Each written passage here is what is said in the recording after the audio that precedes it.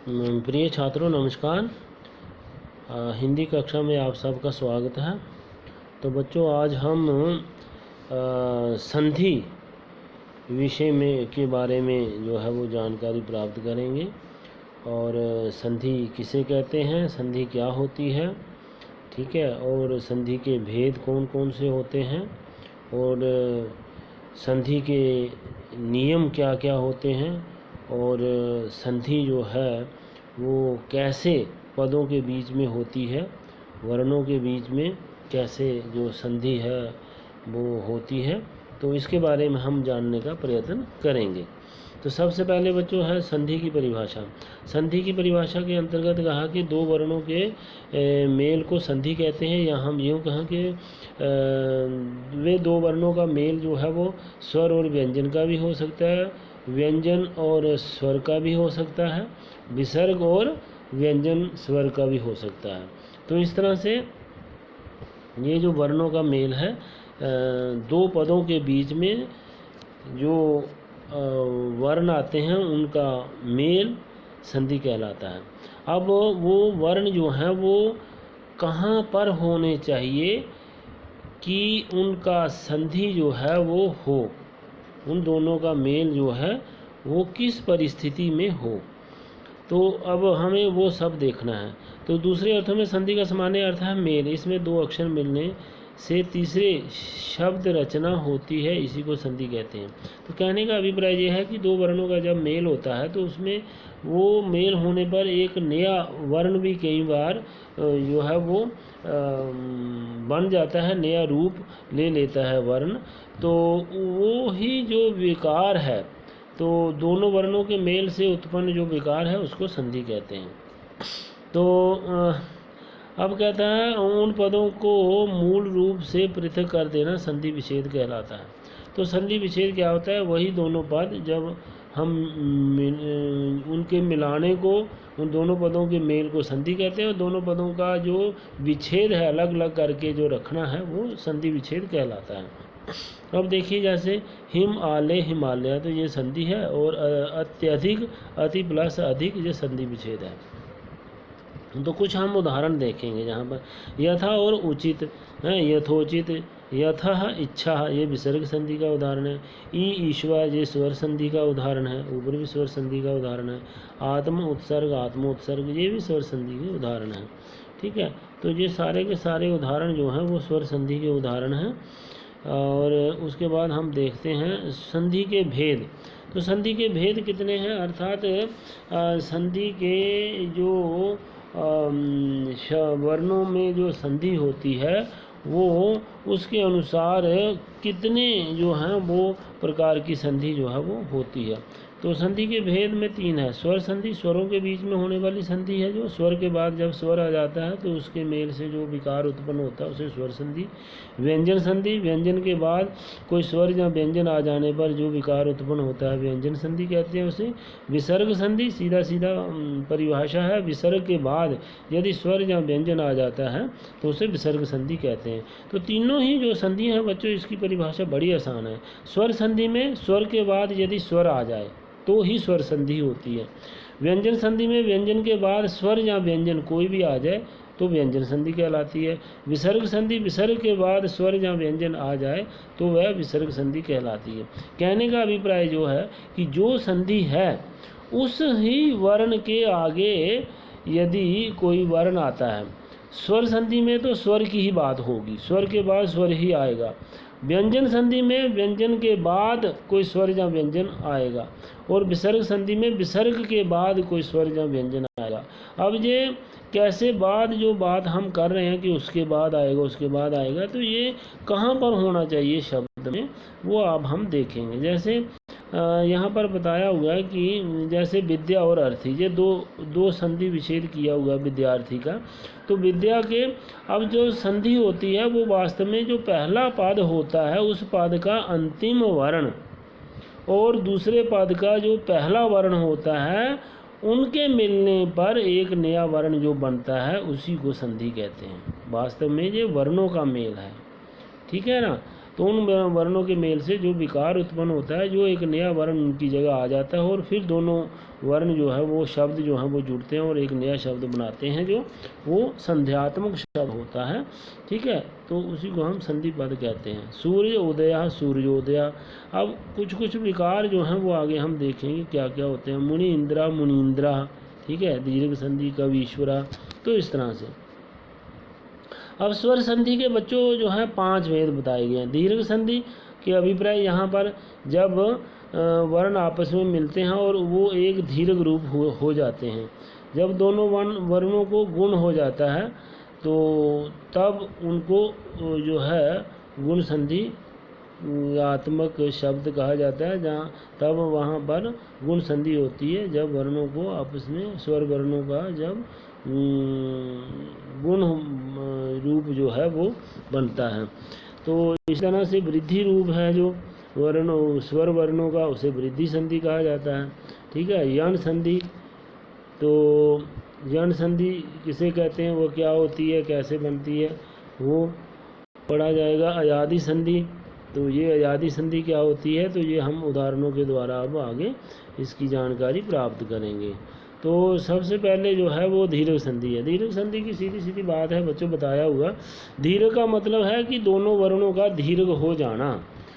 तो दीर्घ हो जाना दोनों वर्णों का मतलब कि चाहे वे वर्ण स्वयं भी भले ही दीर्घ हों किसी शब्द में या पद में, तो पर उनका मेल जो होगा वो एक दीर्घ रूप मेल ही होगा, वो एक ही दीर्घ वर्ण के रूप में आएंगे।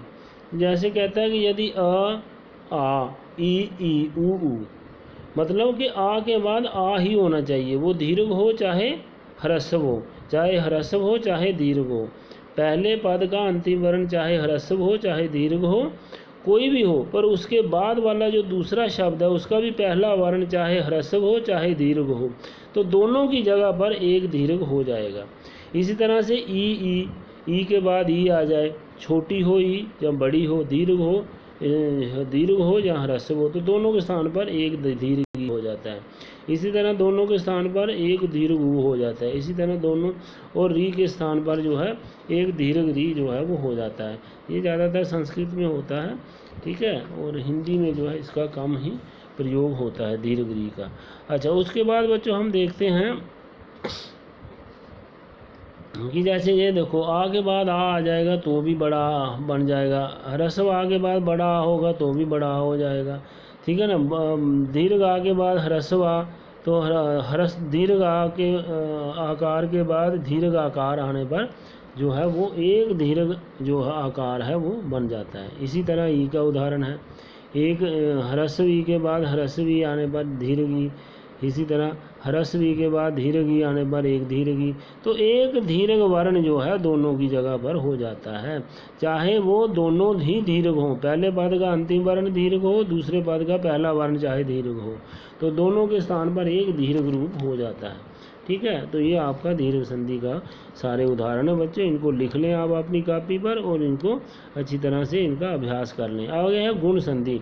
गुण का मतलब यमा, तो उनका प्लस हो जाना है, तो प्लस होने के बाद फिर कौन सा वर्ण बन जाता है वो यहाँ पर बताया गया है गुण संधि में, कि यदि आ दीर्घ हो या ह्रस्व हो, दोनों के बाद यदि आगे वाले पद का पहला वर्ण यदि ई हो, तो तब क्या कौन सा वर्ण जो है उन दोनों की जगह पर आ जाता है, आ और ई मिलकर के क्या बन जाते हैं। फिर इसी तरह आ के बाद यदि आगे ऊ आ जाता है तो फिर कौन सा वर्ण बन जाता है, तो आ के बाद यदि री आ जाता है तो कौन सा वर्ण बन जाता है। तो जो वर्ण बनते हैं आ या आ के बाद यदि ई आ जाता है तो ये ए बन जाता है। उसी तरह से ई या दीर्घ ई पहले शब्द के अंत में अंतिम वर्ण जो है ई या ई हो और दूसरे का यदि पहला वर्ण, ठीक है, नहीं पहले पद का जो अंतिम वर्ण है आ या आ हो और दूसरे पद का पहला वर्ण ई या ई हो, तो दोनों के स्थान पर ए हो जाता है। उसी प्रकार आ और अ इन पदों के अंतिम वर्ण जो हैं, इनके बाद यदि दूसरे पद का पहला वर्ण ऊ या ऊ हो तो दोनों के स्थान पर ओ हो जाता है। ये ओ दिखाया हुआ है, ठीक है। और इसी तरह से आ और आ के बाद यदि री आ जाए तो दोनों के स्थान पर अर हो जाता है। तो इस बात आपको समझ में आनी चाहिए बच्चों। पहले उसने सीधा सीधा बताया है कि ये दोनों आ हैं, इन दोनों ही ये पहला पद जो होता है उसके अंत में यदि इनमें से कोई भी आए और आगे दूसरे पद के पहले वर्ण में यदि ई या ई दीर्घ आ जाए तो ए हो जाएगा। यदि इन्हीं आ के बाद ऊ हो जाएगा तो ओ हो जाएगा। और यदि इसी तरह से आ के बाद री आ जाएगा तो अर हो जाएगा। ठीक है, दोनों की जगह पर। तो ये एक जो है एक तरह से गुण बताया हुआ है ये। तो ये गुण संधि का उदाहरण है। तो प्लस होने पर क्या हो जाता है, ए औ और अर हो जाता है। अब देखिए आगे, देखिए आ के बाद ई आ जाए, चाहे ई छोटी हो बड़ी हो कोई भी हो, यहाँ पर भी आ चाहे छोटा हो चाहे बड़ा हो, ह्रस्व हो दीर्घ हो, दोनों की जगह पर ए ही होगा। जैसे आ और दीर्घी ए होगा, दीर्घा और दीर्घा और ह्रस्वी ए होगा। ठीक है ना।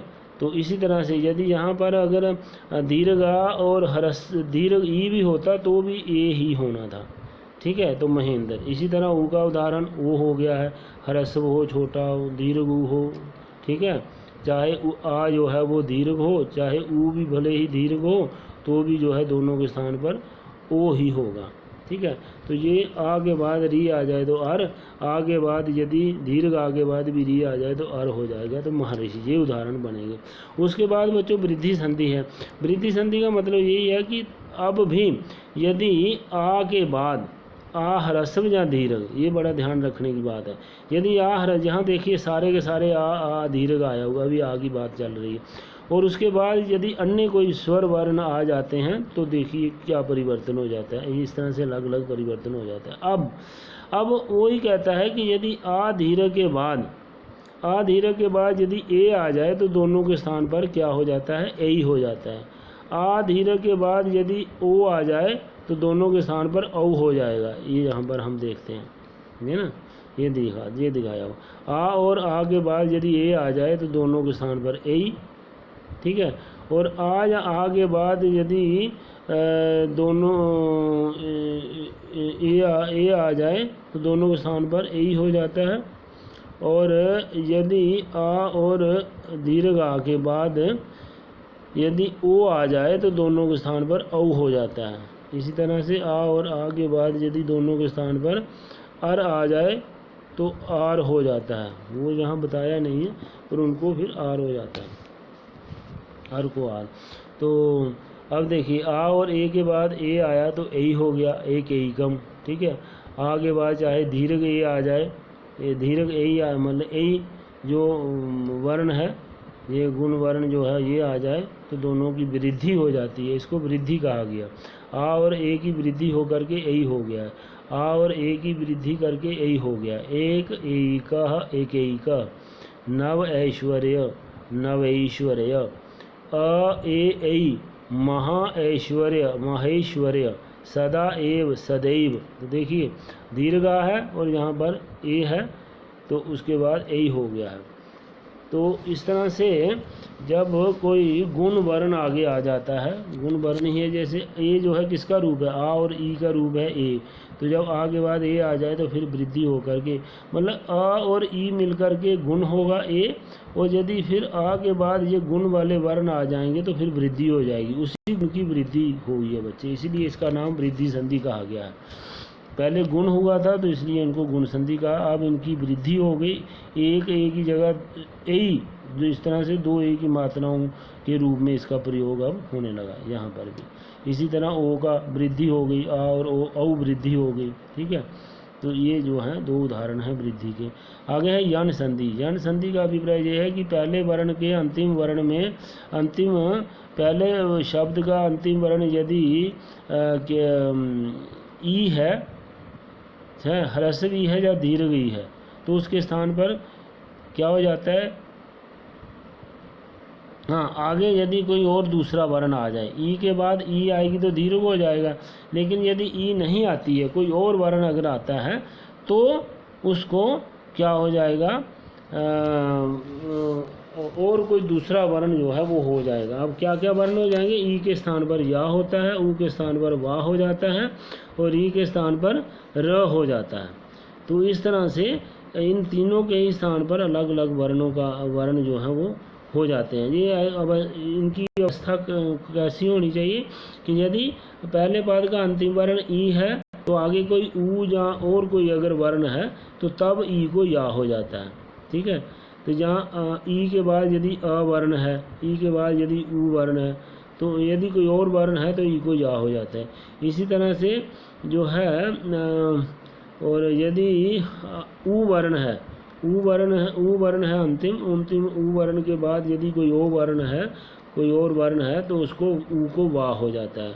ठीक है, और री को ऊ को वा हो जाता है। ठीक है, ई को या और ऊ को वा। तो री को जो है वो इको यन अची, ई ऊ री। ठीक है, इको यन अची एक सूत्र है बच्चों संस्कृत का, उसमें ई को या, ऊ को वा और री को रा, इस तरह से जो है वो हो जाता है। तो जैसे आगे री को रा बताया हुआ है। अब देखिए ई और अ, मतलब पहले पद का अंतिम वर्ण यदि ई होगा और उसके बाद अगला यदि अ होगा तो ई को या होता है, या ई को होगा, ई को या होकर के एक वर्ण या बन गया। यदि और अपि यद्यपि, ई के बाद यदि आ गया तो बड़ा या हो गया। ये या ई को या आदेश होगा ना, ई की जगह पर या बन जाता है और या आदेश होता है तो या में फिर आ मिल जाता है, तो इस तरह से या बन गया। तो ई और या, ई के स्थान पर या हुआ तो या बन गया। तो अति आवश्यक, ई को या हुआ तो और बड़े आ की मात्रा जुड़ के बीच में तो यहाँ पर या हो गया, अत्यावश्यक। इस तरह से ऊ को वा हो जाता है। तो ई को या हुआ और ई के बाद नहीं, तो ई को या हुआ और इसके बीच में ऊ जो था जुड़ गया तो यू बन गया, अति उत्तम, अति उत्तम। ठीक है, इसी तरह से अब ऊ का उदाहरण ले रही है। अंतिम वर्ण जो है, पहले पद का अंतिम वर्ण यदि ऊ है तो उसको वा हो जाता है और वा में फिर ये वाला आ जो है वो मिल जाने पर एक वा पूरा बन जाता है, तो बन जाता है अनुवाय अन्वय। ठीक है, और ना आधा हो जाता है फिर ये, क्योंकि ऊ को वा हो गया, ना आधा रह गया और उसके बाद आ मिल गया। तो अन व और ठीक है, अन व आए, तो अन व आए नहीं होना चाहिए, आए होना चाहिए बच्चे यहाँ पर। अनवे, अनु और आए, अनवे ऐसे बनता है, अनवे। ये आए नहीं है, ये गलत प्रिंट हुआ है ये। उसके बाद ऊ और आ, तो यहाँ पर वा हो गया। मधु आले, मधवालय। ठीक है, ऊ और ओ, अब ऊ को वा हो गया तो वा में ओ मिला तो वो बन गया, गुरु ओदनम, गुरु ओदनम। इस तरह से ये जन संधि। उसके बाद बच्चे जैसे आगे री के बाद आ, री को रा हो, री के बाद रा। ठीक है ना, तो री को जो है, हाँ री को री और रा, यहाँ पर रा आना चाहिए, ये त्रा नहीं है, त्रा यहाँ पर गलत है। री को रा आदेश हो जाता है। ठीक है, जैसे पितरी है, री है ना, इसको रा आदेश हुआ, रा हलंत और आ मिला तो रा बन गया, तो पित्रादेशा, इस तरह से बन गया। उसी तरह से आजादी संधि देखिए बच्चों।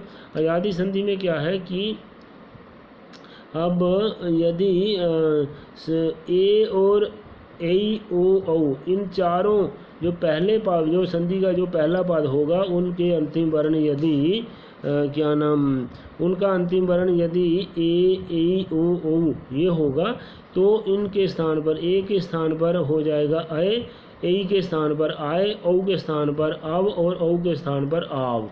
तो इस तरह से इनके जो है अलग अलग रूप फिर वो बन जाते हैं। जैसे ने और अन, नयन। ठीक है, ने वन आए, चे प्लस अन चयन, तो शे प्लस अन शयन। तो इस तरह से बच्चों ये जो है आपके सारे के सारे जो संधि वाले जो रूप हैं वो बनेंगे। तो मैं आशा करता हूँ कि आपको ये थोड़ा समझ में आया होगा। तो उसी तरह से अब ये कुछ उदाहरण जो हैं वो इसके आजादी संधि के दिए हुए हैं, तो इनको आप जो है वो देख लें। जैसे पहला उदाहरण है ये का से शुरू करें तो ने अन नयन, श्रो अन श्रवण, ठीक है ना। अब ओ वाला उदाहरण है, तो श्रु, ये श्रु और अन था, तो ऊ को हो गया श्रो, ओ को अब हो गया श्रवण, ठीक है। अब चे प्लस अन चयन, शे प्लस अन शयन। उसी तरह से ए जो होगा उसको ए को आय आदेश हो जाता है, नई को नाय बन जाता है इसका, ए को आय आदेश, अंतिम वर्ण ए था ना, तो ए को आय हो जाता है, तो नाय कहा, ठीक है। और गई को अकह गाय कहा, पौ अन पवन, तो ओ है ना, तो ओ का ओ अंतिम वर्ण है, तो उसके बाद आगे आ गया अन, तो ओ को अब हो गया तो पव बन गया, और अन और वाह में आ जुड़ा तो पूरा वाह हो गया, तो बन गया पवन। श्रो अन, औ को आब हो गया श्रावण, पौ को भी आब हो गया तो पाव बन गया पाव, और अन पावन, है ना। पौ अकह, आब मिला तो पावकह। तो इस तरह से बच्चों ये पूरा जो है स्वर संधि के उदाहरण है। तो आज आपने स्वर संधि के बारे में जानकारी जो है वो प्राप्त की है। आप इस YouTube के माध्यम से बच्चों इस संधि के स्वर संधि के उदाहरणों को जो है वो अपनी कॉपी पर भी उतार लें, ज़्यादा नहीं तो कम से कम जो है 5-5 उदाहरण जो हैं एक एक संधि के आप उतार लें, और फिर इनको जो है वो अभ्यास करें, और अभ्यास के द्वारा आप संधि के नियमों को जो है वो अच्छी तरह से जान पाएंगे उदाहरणों के माध्यम से। तो आज हमने बच्चों जो पढ़ा वो यही पढ़ा कि संधि जो है वो किसे कहते हैं, संधि के कितने भेद हैं, ठीक है। दो वर्णों के मेल को संधि कहते हैं, जहाँ दो वर्णों के मेल के से उत्पन्न होने वाले विकार को, मतलब नया जो वर्ण आ जाता है, तो उसी को जो है उसी वर्ण को का जो मेल फिर अन्य वर्णों से होता है उसको हम संधि कहते हैं। तो दो वर्णों के मेल को संधि कहते हैं। तो संधि जो है वो तीन मुख्य रूप से 3 तरह की होती है, स्वर संधि, व्यंजन संधि और विसर्ग संधि। स्वर संधि के आगे जो है बच्चों आपने 5 भेद देखे, दीर्घ संधि, गुण संधि, वृद्धि संधि, यान संधि और अयादि संधि, ठीक है। और उसी तरह से फिर एक संधि का जो उदाहरण दिया देखा आपने, ये दीर्घ संधि का उदाहरण था, जब समान वर्ण आ के बाद आ ही आ हो, ई के बाद ई ही, ऊ के बाद ऊ हुई, इस तरह से जब समान वर्ण आ जाएं तो उन दोनों की जगह पर एक दीर्घ वर्ण हो जाता है, तो इसको दीर्घ संधि कहते हैं। जब असमान वर्ण आ जाता है, आ के बाद यदि ई आता है, ऊ आता है, तो फिर रूप जो है दूसरा बन जाता है, तो उसको हम गुण संधि कहते हैं, ठीक है। तो ये देखिए आ के बाद ऊ आया है तो री आया है तो आर हो गया है। वृद्धि संधि, अब इन्हीं को जो ए हुआ था, ओ हुआ था, या जो ए हुआ था, ओ हुआ था और अर हुआ था, अब इन्हीं को वृद्धि हो करके आ के बाद यदि ओ आए तो औ हो जाता है, आ के बाद ए आए तो ए, ओ आए तो औ, और री अर आए, री आए तो आर हो जाता है, ठीक है। और उसके बाद है ई, यान संधि का उदाहरण है, तो ई के स्थान पर या हो जाता है, ऊ के स्थान पर वाह हो जाता है, यहाँ जैसे देख रहे हैं आप, और री के स्थान पर रा हो जाता है, ठीक है। तो री के स्थान पर रा हो जाता है। तो इस तरह से ये जो है परिवर्तन होता है जो वर्णों में, और फिर उनका मेल होने पर जो है हम देखते हैं कि शब्द का अलग ही रूप जो है वो हमारे सामने प्रस्तुत होता है, दिखाई देता है। अयादि संधि, जिसमें ए को अय हो जाता है, ए को आय हो जाता है, औ को अब हो जाता है और औ को आव हो जाता है। तो इस तरह से जो है वो इनकी फिर संधि होती है, जैसे नई और अन, नयन, तो ए को अय हो गया, ठीक है ना, अय और या के बीच में आ जुड़ा तो आगे ना जोड़ करके नयन, है ना, चयन, शयन, ये थे आपके बच्चों। तो आगे बाद में हम व्यंजन संधि को अब अगले लेसन में करेंगे। धन्यवाद।